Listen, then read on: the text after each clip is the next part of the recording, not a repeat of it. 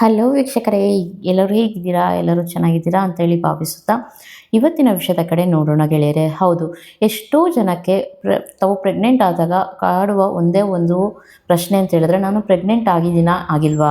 ಏನೆಲ್ಲ ಸಿಂಪ್ಟಮ್ಸ್ಗಳು ನಿಮಗೆ ಪ್ರೆಗ್ನೆನ್ಸಿಯಲ್ಲಿ ಕಾಣಿಸುತ್ತೆ, ಅದು ಅರ್ಲಿ ಪ್ರೆಗ್ನೆನ್ಸಿಯಲ್ಲಿ. ಈಗ ಆಲ್ರೆಡಿ ಡಾಕ್ಟರ್ ಕನ್ಫರ್ಮೇಷನ್ ಆಗಿದ್ರೆ ಅದೊಂದು ರೀತಿ, ಅಥವಾ ನೀವೇ ಮನೆಯಲ್ಲಿ ಕನ್ಫರ್ಮೇಷನ್ ಮಾಡಿಕೊಂಡ್ರೆ ಅದೊಂದು ರೀತಿ.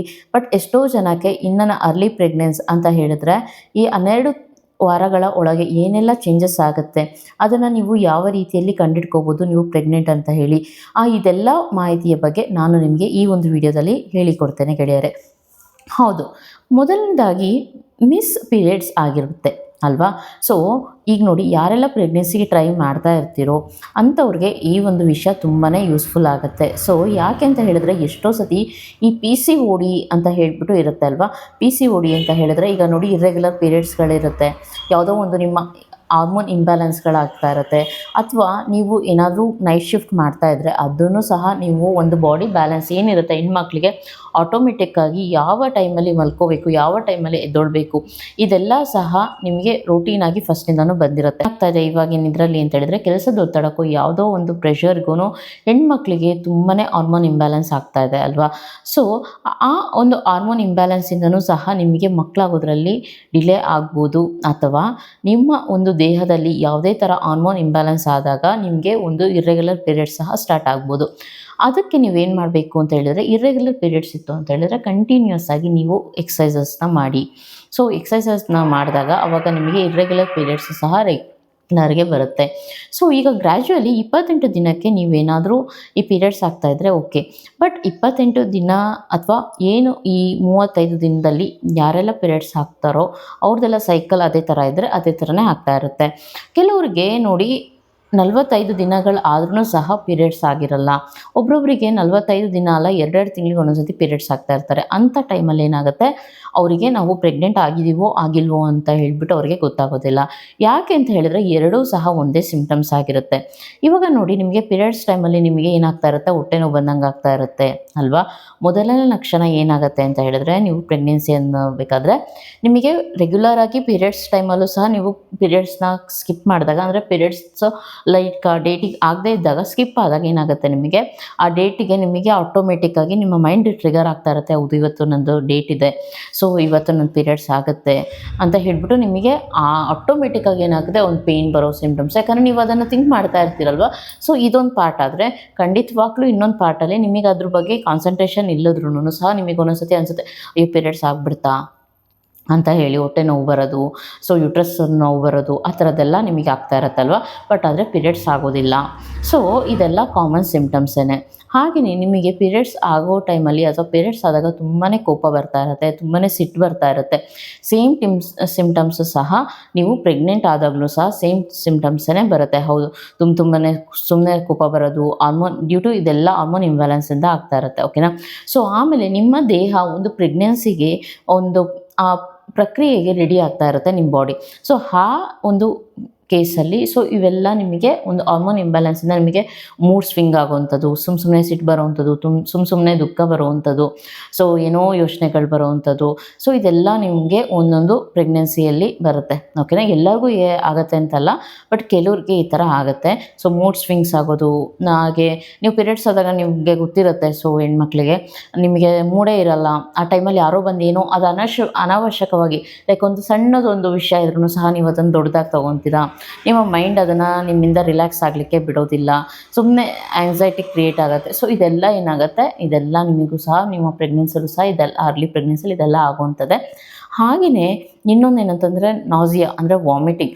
ಒಬ್ರೊಬ್ರಿಗೆ 1.5 ತಿಂಗಳು ಮೇಲೆ ಸ್ಟಾರ್ಟ್ ಆಗುತ್ತೆ. ಒಬ್ರೊಬ್ರಿಗೆ ನನ್ನ ವಿಷಯದಲ್ಲಿ ನನಗೇನಾಗ್ತಾಯಿತ್ತು ಅಂತ ಹೇಳಿದ್ರೆ, ಜಸ್ಟ್ 1.5 ಮಂತ್ 45 ಡೇಸ್ ಆಗ್ತಿದ್ದಂಗೆ ಏನಾಗ್ತಾಯಿತ್ತು, ಜಾಸ್ತಿ ತಲೆನೋವು ಬರುವಂಥದ್ದು, ಸೊ ಮೂಡ್ ಸ್ವಿಂಗ್ಸ್ ಆಗುವಂಥದ್ದು, ತಲೆನೋವು, ತಲೆಭಾರ, ಇನ್ನೂ ಸ್ವಲ್ಪ ಹೊತ್ತು ಮಲ್ಕೋಬೇಕನ್ನೋದು ಯಾವುದ್ರಲ್ಲೂ ಸಹ ಇಂಟ್ರೆಸ್ಟ್ ಇರೋದಿಲ್ಲ. ಸೊ ನೀವು ಅಬ್ಸರ್ವ್ ಮಾಡ್ತಾ ಇದ್ರೆ ನಿಮಗೆ ಗೊತ್ತಾಗಿರುತ್ತೆ, ಯಾವುದ್ರಲ್ಲೂ ಇಂಟ್ರೆಸ್ಟ್ ಇರೋದಿಲ್ಲ. ಮಾಡಬೇಕು ಅಂದ್ಕೊತೀನಿ ಬಟ್ ಮಾಡಲಿಕ್ಕೆ ಆಗೋದಿಲ್ಲ, ಯಾಕಂದರೆ ನಮ್ಮ ದೇಹ ಅದಕ್ಕೆ ಸಹಕಾರ ಒಂದೊಂದು ಸತಿ ಕೊಡೋದಿಲ್ಲ.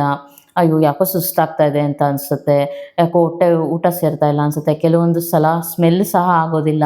ನಿಮಗೆ ತುಂಬಾ ಫೇವ್ರೆಟ್ ಐಟಮ್ಸ್ಗಳಿರುತ್ತೆ, ಬಟ್ ಅದನ್ನು ನೋಡಿದಷ್ಟೇ ನನಗೆ ಯಾಕೋ ನನಗೆ ಅದು ಬೇಡ ಅನಿಸ್ತಾ ಇರುತ್ತೆ. ಸೊ ಇದೆಲ್ಲ ನಿಮಗೆ ಸಿಂಪ್ಟಮ್ಸ್ ಆಗಿರುತ್ತೆ, ಪ್ರೆಗ್ನೆನ್ಸಿ ಸಿಂಪ್ಟಮ್ಸ್. ಓಕೆನಾ. ಹಾಗೆಯೇ ಬೆಳಗ್ಗೆ ಎದ್ದೊಳಕ್ಕೂ ಸಹ ನಿಮಗೆ ಹಿಂಸೆ ಆಗ್ತಾ ಇರುತ್ತೆ, ಎದ್ದೊಳಕ್ಕಾಗ್ತಾ ಇರಲ್ಲ. ಅಯ್ಯೋ ಇನ್ನೂ ಸ್ವಲ್ಪ ಹೊತ್ತು ಮಲ್ಕೋಬಾರ್ದಾ ಅಂತ ಅನ್ನಿಸ್ತಾ ಇರುತ್ತೆ ಅಲ್ವಾ. ಸೊ ಆಮೇಲೆ ಏನಾಗುತ್ತೆ, ನಾಸಿಯಾ ಲೈಕ್ ವಾಮಿಟಿಂಗ್ ಅಂತ ಹೇಳಿದ್ರೆ ನೋಡಿ, ಅದರಲ್ಲೂ ಸಹ ನಾನು ನಿಮಗೆ ಮುಂದಿನ ಒಂದು ನನ್ನ ವೀಡಿಯೋಸ್ಗಳಲ್ಲಿ ತೋರಿಸ್ತೀನಿ. ಬಾಯ್ ಬೇಬಿ ಆದರೆ ಯಾವ್ಯಾವ ಸಿಂಪ್ಟಮ್ಸ್ಗಳು ಬರುತ್ತೆ, ಗರ್ಲ್ ಬೇಬಿ ಆದರೆ ಯಾವ್ಯಾವ ಸಿಂಪ್ಟಮ್ಸ್ಗಳು ನಿಮಗೆ ಹೆಚ್ಚಾಗಿ ಕಾಣಿಸುತ್ತೆ ಅಂತ ಹೇಳಿಬಿಟ್ಟು. ಸೊ ಆದರೆ ಇದೆಲ್ಲ ಒಂದು ಜಸ್ಟ್ ಒಂದು ನಿಮಗೆ ಅದೆಲ್ಲ ನಂಬಿಕೆ ಅನ್ನೋದೆಲ್ಲ, ಬಟ್ ಜಸ್ಟ್ ಫಾರ್ ಇದಷ್ಟೇನೆ ಒಂದು ಹೌದು ಈ ಸಿಂಪ್ಟಮ್ಸ್ಗಳಿದ್ರೆ ಈ ಥರ ಆಗ್ಬೋದು, ಈ ಹೊಟ್ಟೆ ಈ ಥರ ಮುಂದೆ ಬಂದರೆ ಈ ಮಗು ಆಗುತ್ತೆ. ಇದೆಲ್ಲ ಒಂದು ಏನಂತಾರೆ, ದೊಡ್ಡೋರು ಯಾರಾದರೂ ನೋಡಿದವ್ರು ಆ ಥರ ಎಲ್ಲ ಅಂತ ಇರ್ತಾರಲ್ವ, ಅದ್ರ ಬಗ್ಗೆ ನಾನು ನನ್ನ ನೆಕ್ಸ್ಟ್ ವೀಡಿಯೋದಲ್ಲಿ ನಿಮಗೆ ಅದನ್ನು ತಿಳಿಸ್ಕೊಡ್ತೀನಿ. ಸೊ ಇವಾಗ ನೋಡಿ, ಹೌದು ನೆಕ್ಸ್ಟ್ ಏನಾಗುತ್ತೆ ಅಂತ ಹೇಳಿದ್ರೆ, ನಿಮಗೆ ಪೀರಿಯಡ್ಸ್ ಆಗೋ ಥರ ಆಗುತ್ತೆ, ಪೀರಿಯಡ್ಸ್ ಆಗಲ್ಲ, ಸರಿನಾ. ಆಮೇಲೆ ಹೊಟ್ಟೆ ಭಾಗದಲ್ಲಿ ನೋವು ಬಂದಂಗೆ ಆಗುತ್ತೆ, ಬೆನ್ನು ನೋವು ಬಂದಂಗೆ ಆಗುತ್ತೆ, ಬಟ್ ಆಗೋದಿಲ್ಲ. ಮೇನ್ ಏನಂತ ಹೇಳಿದ್ರೆ, ನಿಮಗೆ ಯಾವಾಗ ನಿಮ್ಮದು ಇರ್ರೆಗ್ಯುಲರ್ ಪೀರಿಯಡ್ಸ್ ಇರೆಗ್ಯುಲರ್ ಪೀರಿಯಡ್ಸ್ ಆಗದೇ ನೀವು ಕರೆಕ್ಟಾಗಿ 28 ಡೇಸಿಗೆ ಆಗ್ತಾಯಿದ್ದು, ಆ ಮಂತಲ್ಲಿ ಏನಾದರೂ ಸ್ಕಿಪ್ ಆಯಿತು ಅಂತ ಹೇಳಿದ್ರೆ ಆವಾಗಲೇ ನೀವು ಟೆಸ್ಟ್ ಮಾಡ್ಕೊಳಕ್ಕೆ ಹೋಗ್ಬೇಡಿ. ಟೆಸ್ಟ್ ಮಾಡಿದಾಗ ಏನಾಗುತ್ತೆ ಅಂತ ಹೇಳಿದ್ರೆ, ಸಮ್ಟೈಮ್ಸ್ ಅದು ನಿಮಗೆ ಪ್ರೆಗ್ನೆನ್ಸಿ ಅಂತಲೇ ತೋರಿಸುತ್ತೆ.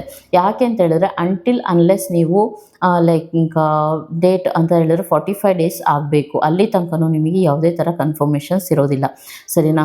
ಒಂದು ವೇಳೆ ನಿಮಗೇನಾದರೂ ಆ ಥರ ಅನಿಸಿತ್ತು ಅಂತ ಹೇಳಿದ್ರೆ, ಇಲ್ಲ ನನಗೆ ಅನ್ನಿಸ್ತಾ ಇದೆ ನಾನು ಪ್ರೆಗ್ನೆಂಟ್ ಆಗಿರ್ಬೋದು ಅಂತ ಹೇಳಿದ್ರೆ, ನೋಡಿ ನಿಮಗೆ 1 ಮಂತ್ ಅಂದರೆ ನಿಮ್ಮ 28 ಡೇಸ್ ನಿಮ್ಮ ಪೀರಿಯಡ್ ಸೈಕಲ್ ಇದೆ ಅಂತ ಹೇಳಿದ್ರೆ, ಅಲ್ಲಿಂದ ಒಂದು 10 ಡೇಸ್ ಟೈಮ್ ಕೊಟ್ಬಿಟ್ಟು ಆಗ ನೀವು ಪ್ರೆಗ್ನೆನ್ಸಿ ಟೆಸ್ಟ್ನ, ಪ್ರೆಗ್ನೆನ್ಸಿ ಕಿಟ್ ಅಂತ ಹೇಳಿ ಸಿಗುತ್ತೆ. ಸೊ ಅದನ್ನು ತೊಗೊಂಡು ನೀವು ಅದನ್ನು ಚೆಕ್ ಮಾಡಿದಾಗ ನಿಮಗೆ ಗೊತ್ತಾಗುತ್ತೆ ವೆದರ್ ಯು ಆರ್ ಪ್ರೆಗ್ನೆಂಟ್, ಅಂದರೆ ನೀವು ಪ್ರೆಗ್ನೆಂಟ್ ಆಗಿದ್ದೀರೋ ಇಲ್ವೋ ಅಂತ ಹೇಳಿಬಿಟ್ಟು ನಿಮಗೆ ಅಲ್ಲಿ ಲೈನ್ಸ್ ಬಂದಲ್ಲಿ ನಿಮಗೆ ಗೊತ್ತಾಗುತ್ತೆ, ಸರಿನಾ. ಆವಾಗಲೂ ಸಹ ನೀವು ಹೋಗಿ ಡಾಕ್ಟರ್ನ ಕನ್ಸಲ್ಟ್ ಮಾಡ್ಬೋದು. ಆದರೆ ಎಷ್ಟೋ ಜನಕ್ಕೆ ಇರೆಗ್ಯುಲರ್ ಪೀರಿಯಡ್ಸ್ ಇರಬೇಕಾದ್ರೂ ಸಹ ಅದು ಪಾಸಿಟಿವ್ ಅಂತಲೇ ತೋರಿಸುತ್ತೆ. ಆವಾಗ ನೀವೇನು ಅಂದ್ಕೊತೀರೋ, ಅಯ್ಯೋ ನಾನು ಪ್ರೆಗ್ನೆಂಟ್ ಆಗಿದ್ದೀನಿ, ಯಾವುದೇ ತೋರಿಸ್ತಾ ಇದೆ ಅಂತ ಹೇಳಿ ಅಂದ್ಕೊತೀರಾ. ಅಂದರೆ ಮುಂಚಿತವಾಗಿ ನೀವು ಅರ್ಲಿಯಾಗಿ ಟೆಸ್ಟ್ನ ಮಾಡ್ಕೊತೀರಾ. ಹಾಗಾಗಿ ಏನಾಗುತ್ತೆ, ಆವಾಗ ನೀವು ಪ್ರೆಗ್ನೆಂಟ್ ಅಂತಲೇ ತೋರಿಸುತ್ತೆ, ಬಟ್ ಆದರೆ ವಿತಿನ್ 1 or 10 ಡೇಸಲ್ಲಿ ನಿಮಗೆ ಮತ್ತೆ ಪೀರಿಯಡ್ಸ್ ಆಗೋ ಚಾನ್ಸಸ್ಸು ಇರುತ್ತೆ. ಸೊ ಇದಕ್ಕೆಲ್ಲ ಪರಿಹಾರ ಏನು ಅಂತ ಹೇಳಿದ್ರೆ, ಜಸ್ಟ್ ನೀವು ಟೈಮ್ ಕೊಡಬೇಕು. ಯಾರೆಲ್ಲ ಇರ್ರೆಗ್ಯುಲರ್ ಪೀರಿಯಡ್ಸ್ ಇರ್ತಾರೋ ಅವರೆಲ್ಲ ಒಂದೇ ಸಿಂಪ್ಟಮ್ಸ್ ಏನಂತ ಹೇಳಿದ್ರೆ, ನಿಮ್ಮ ಬ್ರೆಸ್ಟ್, ನಿಮ್ಮ ಎದೆ ಭಾಗ ಏನಾಗುತ್ತೆ ಸ್ವಲ್ಪ ಹೆವಿ ಥರ ಸ್ವಲ್ಪ ದಪ್ಪ ಅನಿಸೋದು, ಸ್ವಲ್ಪ ಭಾರ ಅಂತ ಅನಿಸೋದು, ನಿಮ್ಮ ಬಾಡಿ ನಿಮಗೆ ಭಾರ ಅಂತ ಅನಿಸೋದು, ಆ ಥರ ಎಲ್ಲ ಯಾವ ಕಾರಣಕ್ಕೆ ಆಗುತ್ತೆ ಅಂತ ಹೇಳಿದ್ರೆ, ನೋಡಿ ನಿಮ್ಮ ಹೊಟ್ಟೆಯಲ್ಲಿ ಅಂದರೆ ನಿಮ್ಮ ಗರ್ಭಕೋಶದಲ್ಲಿ ಒಂದು ಮಗು ಬರ್ತಾ ಇದೆ ಅಲ್ವಾ. ಸೊ ಒಂದು ಮಗು ಬರಲಿಕ್ಕೆ ಅದು ಜಾಗ ಮಾಡ್ಕೋಬೇಕು. ಆಮೇಲೆ ಮಗು ಹುಟ್ಟಿದಾಗ ನೀವೊಂದು ಹಾಲು ಕುಡಿಸೋವಂಥದ್ದು ಅಂದರೆ ಫೀಡಿಂಗ್ ಮಾಡ್ತೀರಲ್ವ, ಸೊ ಆ ಒಂದು ಪ್ರಕ್ರಿಯೆಗೆ ನಿಮ್ಮ ಎದೆಯ ಭಾಗನೂ ಸಹ ಅದಕ್ಕೊಂದು ಪ್ರಿಪ್ರೇಷನ್ ಆಗ್ತಾ ಇರುತ್ತೆ. ಸೊ ಹಾಗಾಗಿ ನಿಮಗೆ ಏನಾಗುತ್ತೆ, ಎದೆ ಸ್ವಲ್ಪ ನೋವು ಬಂದಂಗೆ ಆಗೋದು, ಲೈಕ್ ಇದೆಲ್ಲ ಹೆವಿ ಫೀಲ್ ಆಗುವಂಥದ್ದು ಇದೆಲ್ಲ ಆಗುತ್ತೆ. ಸೊ ಇದು ಯಾವುದೂ ಸಹ ನೀವು ಹೆದರ್ಕೊಳ್ಳೋ ಅವಶ್ಯಕತೆ ಇರೋದಿಲ್ಲ, ಸರಿನಾ. ಹಾಗೆ ಪೀರಿಯಡ್ಸ್ ಟೈಮಲ್ಲೂ ನಿಮಗೆ ಅದೇ ಥರ ಆಗುತ್ತೆ, ಬಟ್ ಈ ಪ್ರೆಗ್ನೆನ್ಸಿ ಟೈಮಲ್ಲಿ ಏನಾಗುತ್ತೆ ಸ್ವಲ್ಪ ಜಾಸ್ತಿ ಇರುತ್ತೆ. ಸೊ ಹಾಗೆ ಹೊಟ್ಟೆ ತುಂಬ ಹಶ್ವ ಅನಿಸೋದು, ಸೊ ಇವಾಗೇನೋ ತಿಂದಿದ್ದೀನಿ ಮತ್ತೆ ಹಶ್ವಾಗತ್ತಲ್ಲಪ್ಪ ಅಂತ ಹೇಳಿ ಅನಿಸುತ್ತೆ. ಸೊ ವಾಮಿಟಿಂಗ್ ಇರೋರು ಏನು ಮಾಡಿ ಅಂತ ಹೇಳಿದ್ರೆ, ಒಂದೇ ಸತಿ ನೀವು ಊಟ ಮಾಡಿದ್ರೆ ಏನಾಗುತ್ತೆ, ಇವಾಗ ತಿಂದಿರ್ತೀವಿ ಇವಾಗಲೇ ವಾಮಿಟಿಂಗ್ ಆಗುತ್ತೆ.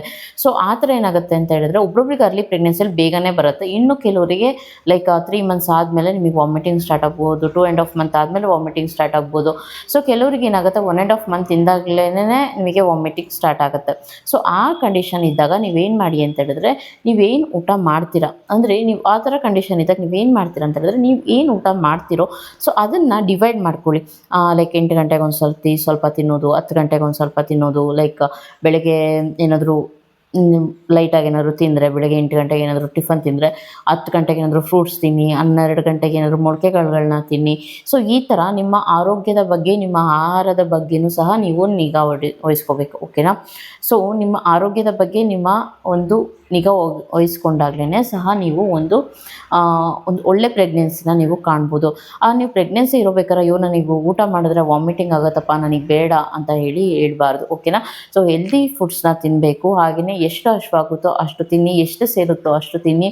ಸೊ ಈಗ ನಾನು ನಿಮಗೆ ಇಷ್ಟೆಲ್ಲ ಹೇಳಿದೆ, ಯಾವೆಲ್ಲ ಸಿಂಪ್ಟಮ್ಸ್ಗಳು ಬರುತ್ತೆ ಅಂತ ಹೇಳಿದ್ರೆ, ನಿಮಗೆ ಪೀರಿಯಡ್ಸ್ ಆದಂಗೆ ಆಗುತ್ತೆ, ಬಟ್ ಪೀರಿಯಡ್ಸ್ ಆಗಲ್ಲ. ಓಕೆನಾ, ಪೀರಿಯಡ್ಸ್ ಸಿಂಪ್ಟಮ್ಸ್ಗಳು ಕಾಣುತ್ತೆ, ಬಟ್ ಪೀರಿಯಡ್ಸ್ ಆಗೋದಿಲ್ಲ. ಹಾಗೆ ನಿಮಗೆ ಏನಾದರೂ ಲೈಕ್ ಈಗ ಸ್ವಲ್ಪ ಸ್ವಲ್ಪ ರೆಡ್ ಕಲರ್ ಲೈಕ್ ಬ್ಲೀಡಿಂಗ್ ಸ್ವಲ್ಪ ಡಿಸ್ಚಾರ್ಜ್ ಆಗುತ್ತೆ, ಅದನ್ನು ಏನು ಹೆದರ್ಕೋಬೇಡಿ, ಅದೆಲ್ಲ ಸಿಂಪ್ಟಮ್ಸೇ, ಪ್ರೆಗ್ನೆನ್ಸಿ ಸಿಂಪ್ಟಮ್ಸೇ. ಓಕೆನಾ. ಸೊ ಆದ್ರೂ ಸಹ ನಿಮಗೆ ಯಾಕೆ ಫಸ್ಟ್ ಪ್ರೆಗ್ನೆನ್ಸಿಯಲ್ಲಿ ಇರಬೇಕಾದ್ರೆ ಎಷ್ಟೋ ಜನಕ್ಕೆ ಮಕ್ಕಳಾಗಿರಲ್ಲ ಒಂದೇ ಸತಿ. ಸೊ ಎಷ್ಟೋ ವರ್ಷ ಆದಮೇಲೆ ನಿಮಗೆ ಈ ಥರ ಒಂದು ಸಿಂಪ್ಟಮ್ಸ್ಗಳು ಕಾಣಿಸ್ತದೆ. ನನ್ನ ತಾಯಿ ಆಗಿರ್ಬೋದಾ, ನೋಡಿದ್ರೆ ಅಯ್ಯೋ ಇದು ಬ್ಲೀಡಿಂಗ್ ಆಗಿಬಿಡ್ತಲ್ಲ, ಏನು ಮಾಡೋದು, ಇದು ಯಾಕೋ ಸ್ಪಾಟ್ಸ್ ಕಾಣಿಸ್ತಾ ಇದೆ, ಏನು ಮಾಡೋದು, ಈಗ ಏನಾಗ್ಬಿಡತ್ತೆ, ಸೊ ನಿಲ್ಲಲ್ವಾ, ಇದೆಲ್ಲ ನಿಮಗೆ ಟೆನ್ಷನ್ ಬರ್ತಾ ಇರುತ್ತೆ. ಯಾಕಂದರೆ ಆ್ಯಸ್ ಎ ತಾಯಿ ಆಗಿಬಿಟ್ಟು ಇವೆಲ್ಲ ಅನುಭವಿಸಿರೋವಂಥದ್ದೇ. ಸೊ ಹಾಗಾಗಿ ಅದ್ರ ಬಗ್ಗೆ ಏನೂ ಚಿಂತೆ ಮಾಡೋಕ್ಕೆ ಹೋಗ್ಬೇಡಿ. ನಾನು ಹೇಳಿದ ಪ್ರಕಾರ 45 ದಿನ ಆದಮೇಲೆ ನೀವು ಹೋಗಿ ಚೆಕ್ ಮಾಡ್ಕೊಳ್ಳಿ. ಚೆಕ್ ಮಾಡಿಕೊಂಡು ನಿಮಗೇನಾದರೂ ಅದು ಪಾಸಿಟಿವ್ ಅಂತ ಬಂದರೆ ಒಂದು ಸತಿ ಹೋಗಿ ಸ್ಕ್ಯಾನಿಂಗ್ ಮಾಡಿಸಿ, ಸ್ಕ್ಯಾನಿಂಗ್ ಮಾಡಿಸ್ಬಿಟ್ಟು ಡಾಕ್ಟ್ರ್ ಹತ್ರ ಒಂದು ಸತಿ ಕನ್ಸಲ್ಟೇಷನ್ನ ತೊಗೊಳ್ಳಿ, ಕನ್ಸಲ್ಟ್ ಮಾಡಿ ಡಾಕ್ಟರ್ನ. ಸೊ ಅವರು ಅಡ್ವೈಸ್ ಕೊಟ್ಟ ಹಾಗೆ ನೀವು ಒಂದು ನಿಮ್ಮ ಹೆಲ್ದಿ ರೂಟೀನ್ನ ಫಾಲೋ ಮಾಡಿ. ಓಕೆನಾ. ಸೊ ಹಾಗೆಯೇ ಯಾವುದೇ ಸಹ ಥರ ಈ ಒಂದು ಪ್ರೆಗ್ನೆನ್ಸಿ ಟೈಮಲ್ಲಿ ನೀವೇ ನೆಗೆಟಿವ್ ಥಿಂಕಿಂಗ್ನ ಮಾಡಬೇಡಿ. ನಾವು ಯಾವ ರೀತಿಯಲ್ಲಿ ನೆಗೆಟಿವ್ ಥಿಂಕಿಂಗ್ನ ಮಾಡ್ತೀವಿ, ನಮ್ಮ ಲೈಫ್ ನಾವು ನೆಗೆಟಿವ್ ಆಗುತ್ತೆ, ನಾವೇನು ಯೋಚನೆ ಮಾಡ್ತೀವೋ ಅದೇ ನಮಗೆ ರಿಟರ್ನ್ ಬರುತ್ತೆ. ಸೊ ಹಾಗಾಗಿ ಅದರಲ್ಲೂ ಈ ಪ್ರೆಗ್ನೆನ್ಸಿ ಟೈಮಲ್ಲಿ ಸ್ವಲ್ಪ ಹಾರ್ಮೋನ್ ಇಂಬ್ಯಾಲೆನ್ಸಿಂದ ಎಲ್ಲ ಹೆಣ್ಮಕ್ಳಿಗೂ ಸಹ ನೆಗೆಟಿವಿಟಿ ಬರುವಂಥ ಸಹಜ. ಆದರೆ ಆದಷ್ಟು ಸಹ ಅದರಿಂದ ಹೊರಗೆ ಬನ್ನಿ, ಆದಷ್ಟು ಸ್ವಲ್ಪ ಕೆಲಸಗಳನ್ನ ಮಾಡಲಿಕ್ಕೆ ಟ್ರೈ ಮಾಡಿ. ಸೊ ಒಂದೇ ಕಡೆ ಕುತ್ಕೊಂಡ್ಬೇಡಿ. ಅಟ್ಲೀಸ್ಟ್ ಕೆಲಸ ಮಾಡೋಕ್ಕಾಗಲಿಲ್ಲ ಅಂತ ಹೇಳಿದ್ರೆ ಊಟ ಆದಷ್ಟು ಜಸ್ಟ್ ವಾಕ್ ಮಾಡಿ, ತುಂಬ ಬ್ರಿಸ್ಕ್ ವಾಕ್ ಬೇಡ, ಅಟ್ಲೀಸ್ಟ್ ನಾರ್ಮಲ್ ವಾಕ್ ಮಾಡಿ, ರೆಗ್ಯುಲರ್ ಎಕ್ಸಸೈಸ್ಗಳನ್ನ ಮಾಡಿ, ಡಾಕ್ಟರೆಲ್ಲ ಹೇಳ್ಕೊಡ್ತಾರೆ. ಸೊ ಮರಿಬೇಡಿ, ಹಣ್ಗಳನ್ನ ಜಾಸ್ತಿ ತಿನ್ನಿ, ಪ್ರೋಟೀನ್ ಐಟಮ್ಸ್ಗಳನ್ನ ಜಾಸ್ತಿ ತಿನ್ನಿ. ಸೊ ಈ ಥರ ಎಲ್ಲ ನೀವು ನಿಮ್ಮ ಒಂದು ಅರ್ಲಿ ಪ್ರೆಗ್ನೆನ್ಸಿನ ಸೊ ನೀವು ಈ ಥರ ಮಾಡಿದಾಗ ನಿಮ್ಮ ಮಗುನ ನೀವು ಕಾಪಾಡ್ಕೋಬೋದು. ಓಕೆನಾ. ಸೊ ಯಾವುದೇ ಕಾರಣ ಆಗಲಿ, ಏನೇ ಆಗಲಿ, ಏನಾದರೂ ನಿಮಗೆ ಇನ್ನೂ ಏನಾದರೂ ಇದರ ಬಗ್ಗೆ ಹೆಚ್ಚಿನ ಮಾಹಿತಿ ಏನಾದರೂ ಬೇಕು ಅಂತ ಅನಿಸಿದಲ್ಲಿ ನನಗೆ ಕಮೆಂಟ್ ಮಾಡಿ ನನಗೆ ತಿಳಿಸಿ. ಹಾಗೆ ನೋಡಿ, ಇನ್ನೊಂದು ನಾನು ಹೇಳೋದು ಮರ್ತಿದ್ದೆ. ಸೊ ಇವಾಗ ಏನಾಗುತ್ತೆ, ಹೌದು ಮೇಡಮ್, ನಾನು ಫಸ್ಟಿಗೆ ಅಷ್ಟೊಂದು ಸತಿ ನಾನು ಯೂರಿನ್ ಪಾಸ್ ಮಾಡ್ತಾ ಇರಲಿಲ್ಲ, ಇವಾಗ ತುಂಬಾ ಯೂರಿನ್ ಪಾಸ್ ಆಗ್ತದೆ. ಹೌದು, ಇದು ಒಂದು ಸಿಂಪ್ಟಮ್ಸೇ. ಆಗಲೆಲ್ಲ ನಿಮಗೆ ಯೂರಿನೇಟ್ ಮಾಡಬೇಕಂತ ಅನಿಸುತ್ತೆ, ಲೈಕ್ ಯೂರಿನ್ ಪಾಸ್ ಮಾಡಬೇಕು ಅಂತ ಅನಿಸ್ತಾ ಇರುತ್ತೆ. ಸೊ ಅವಾಗ ಏನಾಗುತ್ತೆ ಅಂತ ಹೇಳಿದ್ರೆ, ಅಯ್ಯೋ ನನಗೊಂದು ಸಾಕಾಯ್ತಪ್ಪ ಅನ್ನಂಗಾಗುತ್ತೆ. ಸೊ ಇದೆಲ್ಲ ನೋಡಿ, ಇದೆಲ್ಲ ಪ್ರೆಗ್ನೆನ್ಸಿ ಸಿಂಪ್ಟಮ್ಸ್ಗಳೇ. ಓಕೆನಾ. ಸೊ ಏನಾದರೂ ಆಗಲಿ, ನಿಮ್ಮ ಪ್ರೆಗ್ನೆನ್ಸಿನ ನೀವು ಎಂಜಾಯ್ ಮಾಡಿ, ಎಲ್ಲರಿಗೂ ಒಳ್ಳೆಯದಾಗಲಿ. ಯಾರೆಲ್ಲ ಪ್ರೆಗ್ನೆಂಟ್ ಆಗಲಿಕ್ಕೆ ಟ್ರೈ ಮಾಡ್ತಾ ಇದ್ದೀರೋ ಆದಷ್ಟು ಬೇಗ ಎಲ್ಲರೂ ಪ್ರೆಗ್ನೆಂಟ್ ಆಗಿ. ಹಾಗೆ ನಿಮ್ಮ ಸಂದೇಹ ಸಲಹೆ ಏನೇ ಇದ್ರೂ ನನಗೆ ಕಮೆಂಟ್ ಮಾಡಿ ತಿಳಿಸಿ. ಓಕೆನಾ. ಹೀಗೆ ನಾನು ಹೇಳುವ ಮಾಹಿತಿ ನಿಮಗೆ ಇಷ್ಟವಾಗಿದ್ದಲ್ಲಿ, ನನ್ನ ನಿರಂತರ ವೀಡಿಯೋಸ್ಗೆ ನೀವು ಕಾದಿದ್ದಲ್ಲಿ ದಯವಿಟ್ಟು ನನ್ನ ಚಾನಲ್ಗೆ ಈ ಕೂಡಲೇ ಸಬ್ಸ್ಕ್ರೈಬ್ ಮಾಡುವ ಮೂಲಕ ನನ್ನನ್ನು ಬೆಂಬಲಿಸಿ. ಸೊ ಹಾಗೆ ಹೆಚ್ಚೆಚ್ಚಾಗಿ ನಿಮ್ಮ ಮುಂದೆ ಬಂದು ವೀಡಿಯೋಸ್ಗಳನ್ನ ಮಾಡ್ತೀನಿ, ನಿಮಗೆ ಹೆಚ್ಚೆಚ್ಚಾಗಿ ವಿಷಯಗಳನ್ನ ತರ್ತೀನಿ. ಸೊ ಅಂತ ಹೇಳ್ತಾ ಇವತ್ತಿನ ವಿಷಯನ ನಾನು ಇಲ್ಲಿಗೆ ಮುಗಿಸ್ತಾ ಇದ್ದೀನಿ. ಬಾಯ್, ಟೇಕ್ ಕೇರ್, ಲವ್ ಯು.